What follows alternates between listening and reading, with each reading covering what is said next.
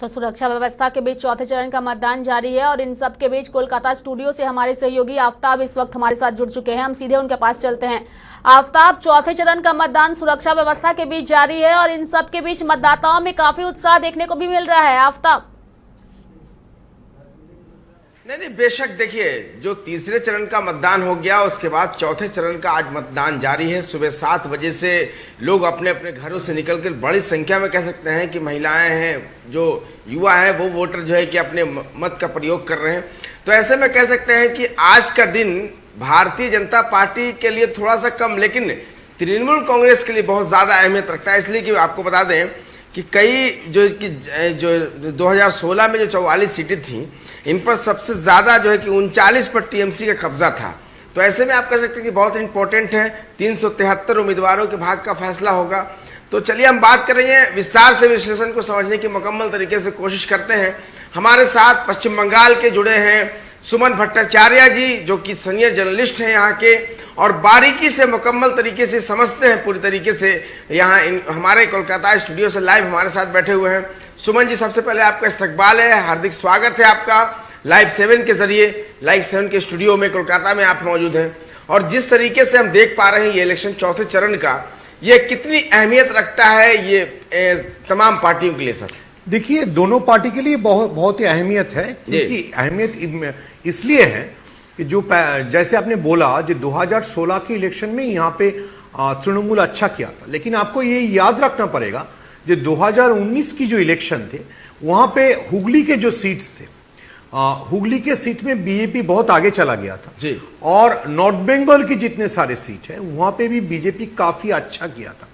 तो इसीलिए आज की जो फेज है, आज की जो दफा है, वहां पे भी बीजेपी को जो अपना जो पकड़ है, जो 2019 में जहां पे वो लीड ले रहा था जी, वहां पे बीजेपी को अपने पकड़ को जमा के रखना पड़ेगा। और तृणमूल को भी, जहां पे साउथ 24 परगना है, जहां पे तृणमूल का घर माना जाता है, उस घर पे तृणमूल कितना अच्छा करता है वो सबको दिखना है। मतलब सुमन जी, हम कह सकते हैं कि आज का दिन जितना इंपॉर्टेंट तृणमूल कांग्रेस के लिए है, उससे ज्यादा इंपॉर्टेंट भारतीय जनता पार्टी के लिए कह सकते हैं। हाँ, क्योंकि भारतीय जनता पार्टी जो बोल रहा है, कल भी अमित शाह जो बोल के गया है, जो बंगाल उनको जीतना है, तो बंगाल कैसे जीतेंगे? अगर 2019 की चुनाव आप देखेंगे तो 2019 के चुनाव में भाजपा ने बंगाल की 294 सीट में से 122 सीट में आगे चल रहा था जी।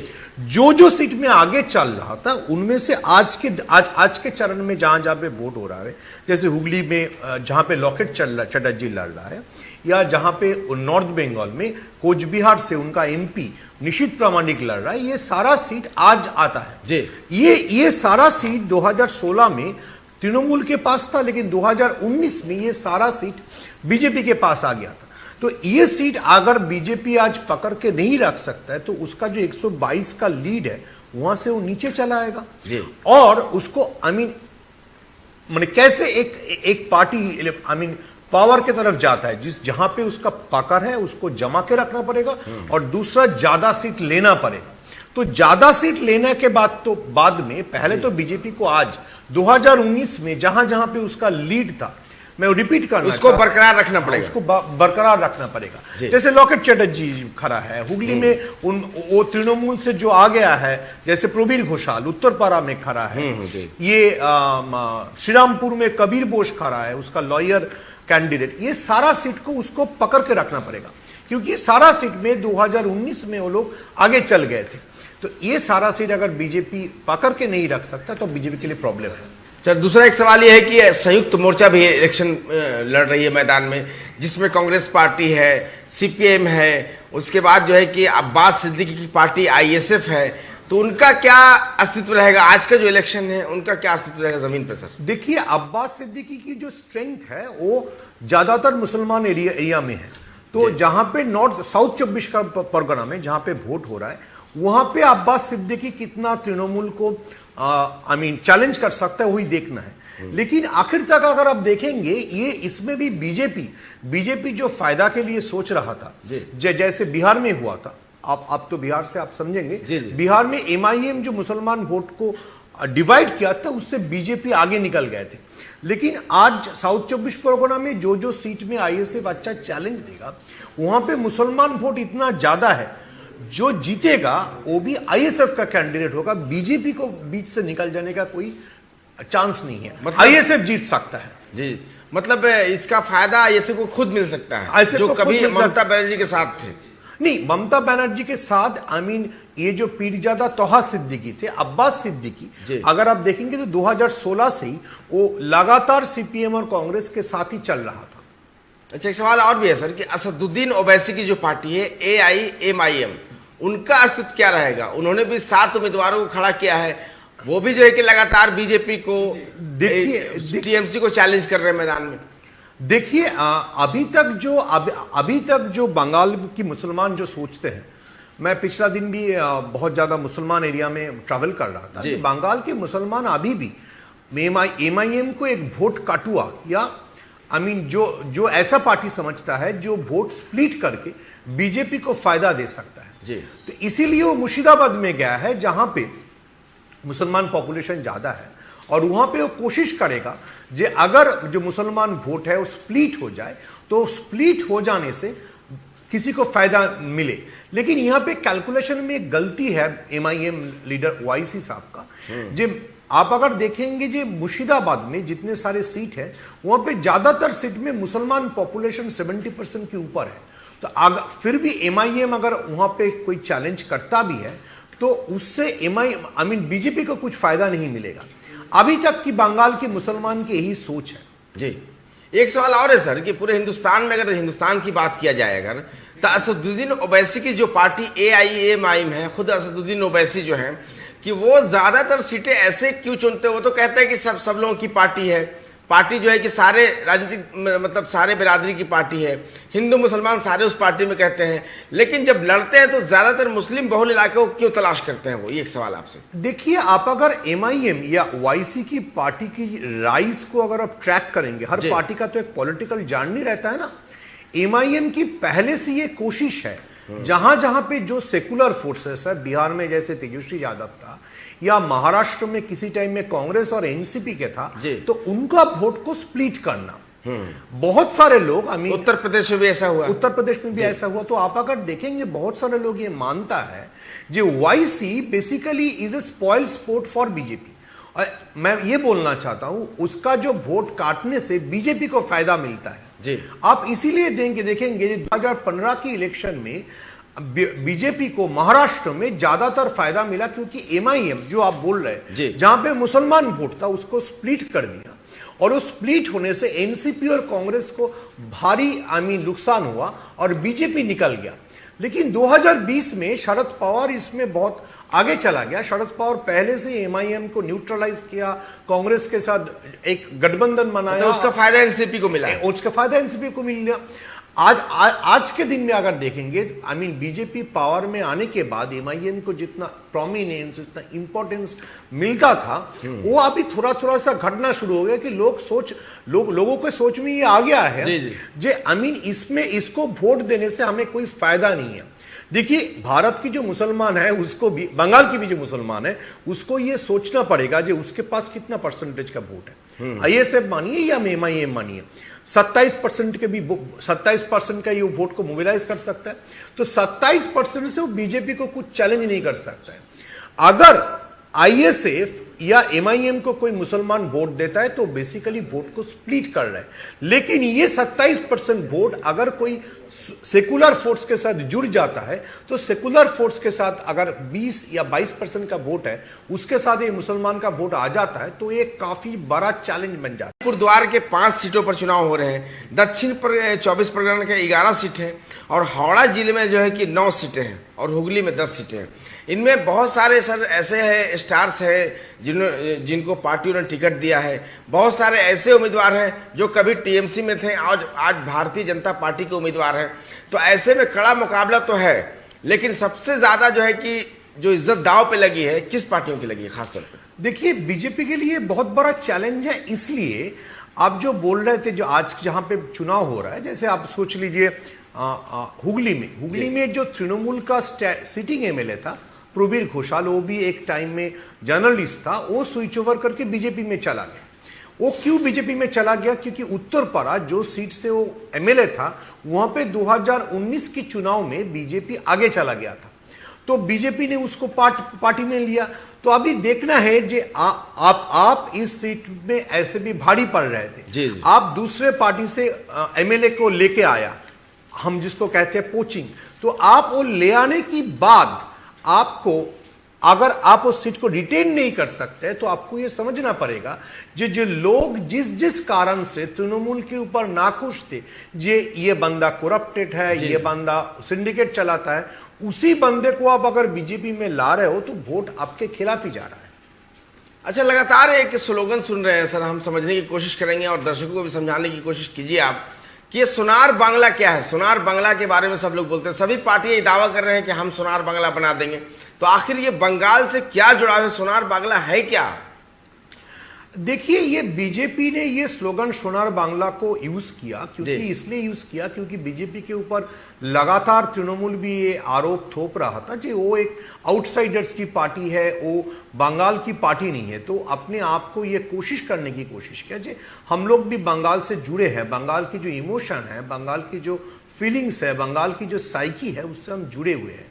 लेकिन आज के दिन में भी आप अगर देखेंगे जे उसको वो जोड़ नहीं पाया। क्यों मैं नहीं बोल रहा हूं जोड़ नहीं पाया। ये जो बीजेपी के जो सेंट्रल लीडरशिप है, अमित शाह जी है, जेपी नड्डा है, ये बहुत सारे लोग आके बंगाल में अभी तक इतने लोगों के घर पे जाके खाना खाया जो लोगों को लगना लगा है कि वो हर दिन किसी के घर पे खाना खाएगा। लेकिन अभी तक मैंने अमित शाह, जेपी नड्डा, इतने लोगों के घर पे खाना खाया, किसी के घर पे नहीं देखा कि वो नॉनवेज खा रहा है, वो मछली खा रहा है। बंगाल की जो पहचान है वो मछली और भात की पहचान है सबसे ज्यादा। हाँ, तो अगर आप बंगाल के बारे में बोल रहे हो और आप मछली नहीं खाते हो तो आप बंगाल से जुड़े नहीं हो। होता है ना, आप हैदराबाद में चले गए हो और हैदराबाद में बिरयानी नहीं खा रहे हो, then you are not talking about Hyderabad. मतलब हैदराबाद की बिरयानी असदुद्दीन ओवैसी। तो मैं बोल रहा हूं जी, ये जो BJP is still being considered a Hindu nationalist party which is trying to capture the Bengal, which is the cultural capital of India. Why this is cultural capital of India? जो बीजेपी जो आइडियोलॉजी के बारे में बोलता है, जो बंकिम चंद्र के बारे में बोलता है, ये सारा चीज बंगाल से शुरू हुआ, तो उसको ये कैप्चर करना है। लेकिन जो बीजेपी का जो प्रॉब्लम है वो अभी तक बंगाल की जो इमोशन है, बंगाल की जो बंगाल की कला संस्कृति, मिट्टी को समझ में नहीं पाया। तो आखिर ये लगातार हम देख पा रहे हैं सर कि नरेंद्र मोदी से लेकर अमित शाह जैसे, जेपी नड्डा लोग ये खासतौर पे मुकम्मल तरीके से दावा कर रहे हैं कि सरकार तो हम ही बनाएंगे, जीत हमारी होगी। मुकाबला कर रही है ममता बनर्जी, और ममता बनर्जी ने कल तो एक सभा में ये खासतौर पे कह दिया कि अब भारतीय जनता पार्टी हमारी हत्या करवा सकती है क्योंकि हम भारतीय जनता पार्टी पे निशाना साध रहे हैं, उनके खिलाफ में खुलकर जनता को बता रहे हैं। तो आखिर इसका क्या असर हो सकता है, क्या लगता है आपको? देखिए, ममता की तो एक पॉपुलर अपील है, और जब ममता ने पॉलिटिकल ओपोनेंट को फेस किया, जैसे वो सीपीएम को भी जब फेस किया है, उसका यही बड़ा बात था जे हमारे ऊपर हमला हो सकता है। तो ये काफी तक ममता की जो वोमेन वोटर्स है उसको ममता के पीछे रैली करा सकता है। इस बार साइलेंट वोटर और जो महिलाओं का जो इमेज है, कह सकते हैं कि चौथे चरण में साइलेंट वोटर, युवा महिलाएं जो है, उनका काफी सारा प्रभाव है। महिला वोटर और जो साइलेंट वोटर है ये किस तरफ जाएगा, ये तो देखने के लिए 2 मई का इंतजार करना पड़ेगा। 2 मई का इंतजार हम लोग करना पड़ेगा। लेकिन आपको क्या लगता है कि साइलेंट वोटर का अहम भूमिका होगा चौथे चरण में? देखिए, क्या प्रॉब्लम है, मैं जो आपको पहले भी बोल रहा था जी, नरेंद्र मोदी और अमित शाह जी इतने बार आ रहा है, नरेंद्र मोदी आज भी आएंगे, दोनों जगह पे सभा करेंगे। लेकिन नरेंद्र मोदी ये बंगाली बनने के लिए पिछले दिन जब बोला, कमल में छाप लगाई और बांग्ला में बोलने की लिए कोशिश किया, तो एक स्लैंग बन गया। ठीक है, उसको बांग्ला पता नहीं था, तो क्या हो गया, उसको एक स्लैंग बन गया। तो आखिर तक जो बंगाल की जो खुद की कैरेक्टर है, जो इंडिविजुअल परसेप्शन है, वो नरेंद्र मोदी जी के खिलाफ चला जा रहा है। ये बहुत बड़ा बीजेपी के लिए एक चोट या झटका हो सकता है, मतलब बैक हो सकता है। हाँ। अच्छा, एक सवाल और है सर कि 2 उम्मीदवार को भारतीय जनता पार्टी ने टिकट दिया है, केंद्रीय मंत्री बाबुल सुप्रियो और जो है कि लॉकेट चटर्जी। ये दोनों ही एमपी है, दोनों एमपी है, लेकिन बावजूद इसको क्या मजबूरी हो गया जो बीजेपी को और कैंडिडेट नहीं मिला जो इनको एमएलए के चुनाव लड़वा रहे हैं? देखिए वही बात है। आई मीन बाबुल सुप्रियो जो आसनसोल से 2 बार जीत के एमपी हुआ है, अचानक से उसको क्या हो गया, केंद्रीय मंत्री भी अभी है। उसको टालीगंज में लाके खड़ा करना पड़ा। इसके लिए तो आप यही सोचेंगे जी बीजेपी के पास टालीगंज जो तृणमूल का गढ़ माना जाता है, आप अगर 2019 के भी इलेक्शन देखेंगे वहां पे तृणमूल का काफी लीड था, तो वहां पे आके खड़ा करना पड़ा। तो इसका मतलब 2 हो सकता है। एक बहुत बड़ा मतलब ये हो सकता है जी, क्योंकि बाबुल सुप्रियो जहां से एमपी वो है, जहां से वो मिनिस्टर है आसनसोल, वहां पे बीजेपी ने तृणमूल का दल छूट जितेंद्र तिवारी जो आसनसोल का पुराना मेयर था उसको पार्टी में लाया। तो जितेंद्र तिवारी के साथ बाबुल सुप्रियो का बनता नहीं था। Babul Supriyo social media party में दोनों को रखना था तो शायद बीजेपी लीडरशिप को अपना सेंट्रल मिनिस्टर, अपना एमपी को आसनसोल से हटाना पड़ा और उसको हटा के एक इतना दूर लाना पड़ा जहां पे वो जितेंद्र तिवारी की जो वर्किंग स्टाइल है उसमें दखलदारी ना करे। अच्छा सर, आपको क्या लगता है कि भारतीय जनता पार्टी ने साफ तौर पे क्लियर नहीं किया है कि अगर बहुमत मिलता है तो सीएम कैंडिडेट कौन सा होगा, सीएम कौन बनेगा? लगातार जो है कि केंद्रीय कमेटी पे सारे नेता जो है कि जिम्मेदार बता रहे हैं कि अगर केंद्रीय कमेटी को फैसला करना होता है तो कि अगर सीएम बनेगा तो बहुमत मिलने के बाद ये दिल्ली फैसला करेगा। लेकिन आपको क्या लगता है, बखूबी तरीके से बहुत ज़माने से आप यहाँ पर चीज़ों को समझ रहे हैं, पश्चिम बंगाल को समझ रहे हैं, यहाँ की राजनीति को समझ पा रहे हैं, तो आखिर भारतीय जनता पार्टी को अगर मौका मिलता है तो सीएम कैंडिडेट क्या लगता है आपको, कौन बन सकता है? देखिए, जो भी सीएम बनेगा उसको भाजपा से ज्यादा आरएसएस चूज करेगा जी। आप अगर देखेंगे हरियाणा का मनोहर लाल खट्टर हो या यूपी के लिए योगी आदित्यनाथ हो, ये सारे लोगों को आरएसएस का पसंद ज्यादा था। प्रॉब्लम क्या है बंगाल में, क्यों उन्होंने ये नहीं बताया? बंगाल में वो जो अगर ये बताता, मान लीजिए कि बंगाल की जो स्टेट प्रेसिडेंट है दिलीप घोष को अगर आगे रखता तो ममता के लिए लड़ाई आसान हो जाता। ममता की जितना पॉपुलैरिटी है उसके सामने इसको टिक पाना बहुत मुश्किल हो जाता। लेकिन ये लड़ाई अगर मोदी जी वर्सेस ममता जी होता है तो ये लड़ाई बीजेपी के लिए थोड़ा सा आसान होता है। तो इसीलिए शायद बीजेपी ने अभी तक किसी को अपना सीएम कैंडिडेट नहीं अनाउंस किया। चलिए, बहुत बहुत शुक्रिया सर हमारे साथ जुड़ने के लिए। जो है कि सुमन भट्टाचार्य जो कि मुकम्मल तरीके से बता रहे थे कि किस तरीके से यहाँ की समीकरण, राजनीतिक समीकरण है और आने वाले वक्त में जो है कि भारतीय जनता पार्टी का अहमियत क्या होगा, टीएमसी का अहमियत क्या होगा। लेकिन चौथे चरण का जो मतदान हो रहा है ये बहुत ज़्यादा पश्चिम बंगाल के सरकार बनाने के लिए अहमियत रखता है। ये तो आने वाले वक्त में यानी 2 मई को क्लियर हो पाएगा कि आखिर पश्चिम बंगाल में सरकार किसकी बनेगी।